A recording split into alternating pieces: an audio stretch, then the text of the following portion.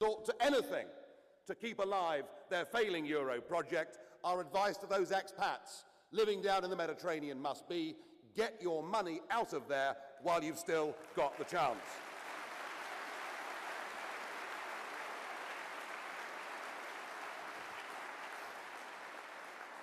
But to see the threats and the bullying that are going on with Greece, Portugal, Spain and Cyprus, and to realise that actually none of it will do any good anyway, because these countries should never have joined the euro in the first place. But to see the monstrous bullying and intimidation that is going on tells me that actually we, UKIP, are the true Europeans, because not only do we want to get the United Kingdom out of this anti-democratic structure, we actually want the rest of Europe to leave the European Union too and get back their independence and democracy in their own countries.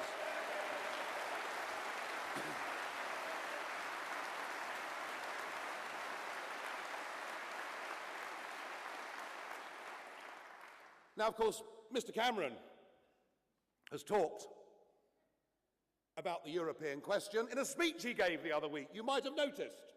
It was rather heavily trailed, and despite the fact that he'd said again and again and again, I do not want there to be a referendum on Britain's membership of the European Union, he has now said that if he wins the next general election, it doesn't look very likely, does it?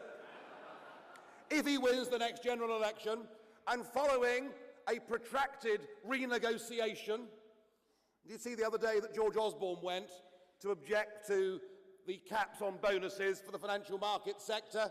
He lost the vote by 26-1.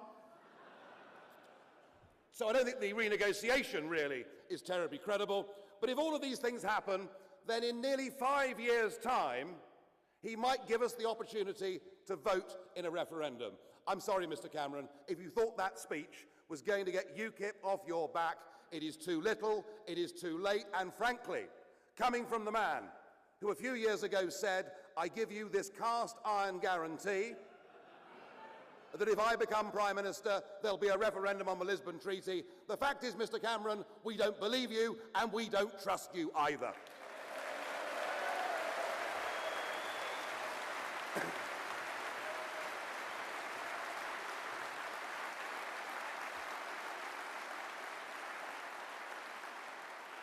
And I'll make a prediction here and now. It may well be that at the moment Mr. Miliband and Mr. Clegg are not promising a referendum in their next manifesto, but after the local elections on May the 2nd, when we tear into their vote too, they will make the same pledge, and you know what? We won't believe them either.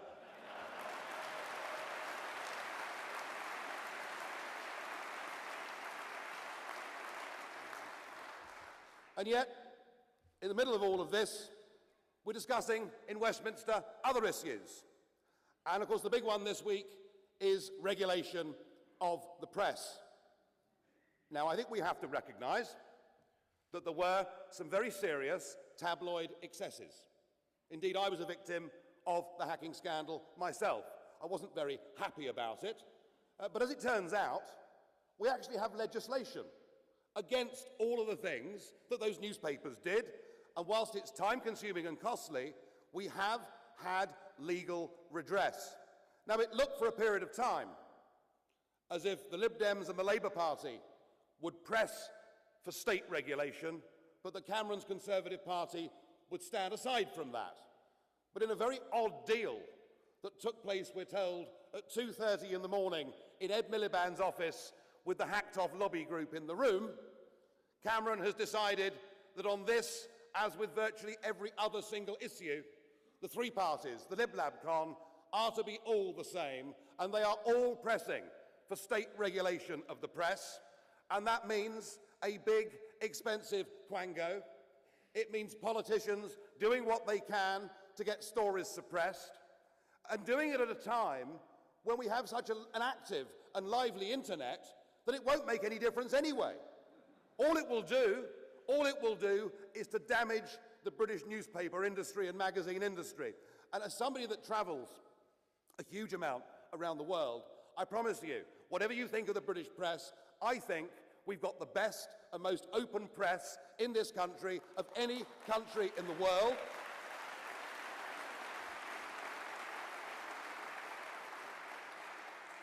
And that whilst we acknowledge there have been excesses, and whilst we think that perhaps a royal charter might be a good idea, we are opposed to politicians regulating the press in this country. We believe in freedom of speech. Is that clear?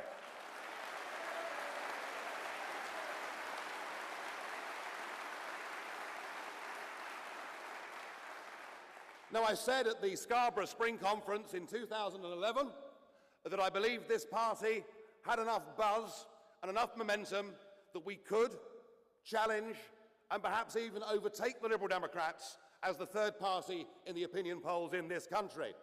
Well, in last Sunday's poll in The Observer, we were double the percentage points of the Liberal Democrats.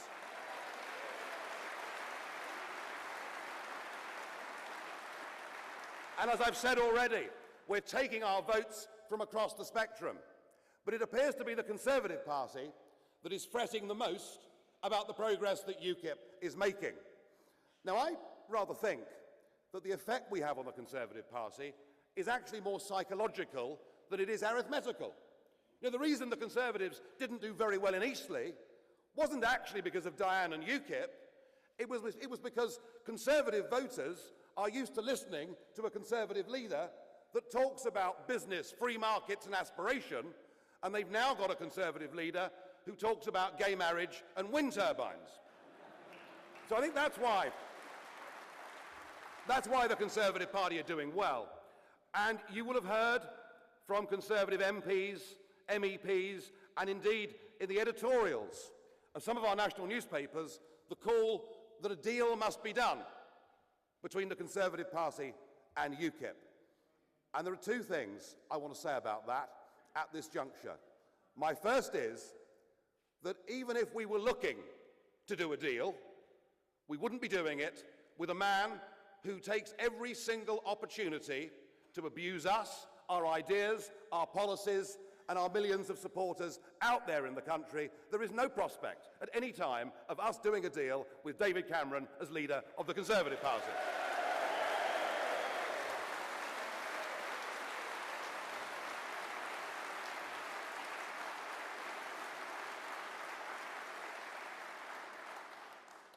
But actually, doing a deal isn't my personal priority. I didn't come into politics to do a deal with somebody for some sort of short-term personal or political advantage. I came into politics from business on a point of principle. I want my country back from the European Union and back from the career politicians.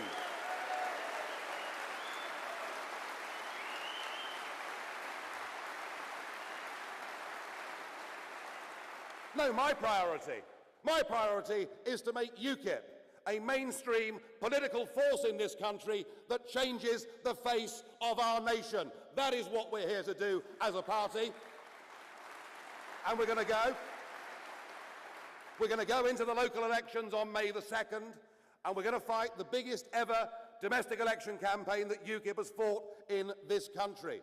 Many of you, over 1,700 of you, have so far come forward and put your names down to stand in the English County Council elections. And I know there are more of you in this room who, when my speech is finished, will be going to the back of the hall to volunteer to help the charge. Let's make sure that all those people out there that support us, that believe in us, that are backing us, let's make sure they've got the chance to vote UKIP on May the 2nd. These elections really do matter to us. We have to show the world that support for UKIP isn't just theoretical in opinion polls, but that it really exists. And as we can learn from the Lib Dems, now honestly, there are things we can learn from the Lib Dems, but during that period when Ashdown was leader, you know, they focused on building up centres of excellence by winning district council seats, by winning county council seats. And once you've done that in an area, then you've got a realistic chance of fighting a parliamentary seat and winning it. So doing well on May the 2nd, establishing bridgeheads on those county councils up and down the country is very, very important. I haven't got a crystal ball. I can't predict what is going to happen on May the 2nd. But all I can tell you is going out and meeting people and looking forward to my fortnight's bus tour of England, when I'm going to come and support many of your campaigns. The vibes are good. We won a council by-election in East London this week. We won a council by-election last week in Surrey. The vibes are good, and we must give it everything we've got, ladies and gentlemen, between now and May the 2nd, and let's make this a real, huge success.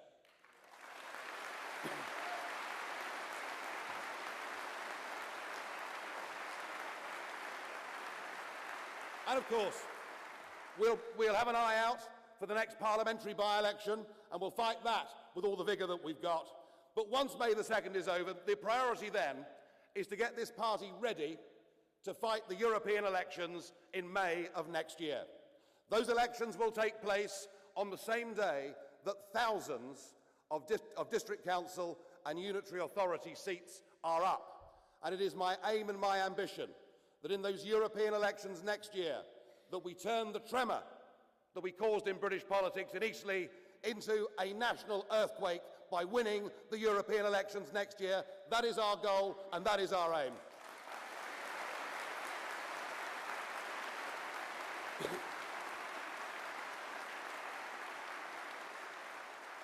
And if on the back of those European elections we are able to win hundreds of district and unitary seats up and down this country, added on to whatever we can achieve on May the 2nd this year, we will then have built up those hotspots, those centres of excellence. And with that momentum, and by showing the electorate we can succeed under first past the post, and by beating down the biggest obstacle that's ever happened to UKIP, which is that it's a wasted vote, by showing people that it's not a wasted vote, we can then mount a serious, credible campaign for the general election of 2015. We are not there yet, ladies and gentlemen, but it has been my honour over the course of the last year to lead you, to see the fantastic progress that we're making.